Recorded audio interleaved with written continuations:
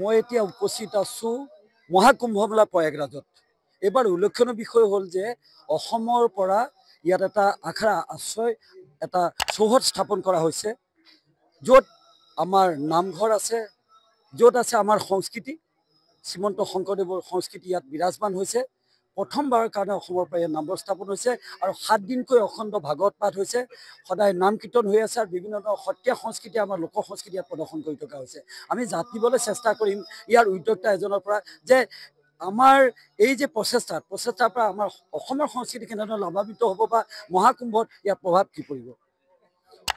প্ৰথমবাৰৰ বাবে আমি এটা ইয়াত প্ৰয়াস কৰিছোহি প্ৰাগজ্যোতিষপুৰ এইটো ক্ষেত্ৰ। আমাৰ অসমৰ যিমানখিনি কলা সংস্কৃতি আছে আমি ইয়াত প্ৰদৰ্শন কৰিম। গুৰুজনাৰ আমাৰ যি ভাগৱতৰ ব্যৱস্থা আছে সেই 7 দিনীয়া ভাগৱত হৈ গ'ল। কালি আমি ইয়াত ৰাম বিজয় খণ্ড দৃশ্যও আমি কৰিলোঁ, গায়ন বায়নো হ'ল।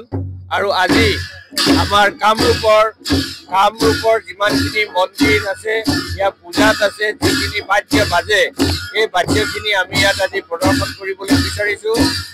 এনেধৰণে অসমৰ নামঘৰ, অসমৰ সংস্কৃতি উজ্বলি উঠিছে মহাকুম্ভ মেলাত। মহাকুম্ভ চলিবা দয়াৰ ঠিকনাত বাতৰি বিভাগ দি অসম।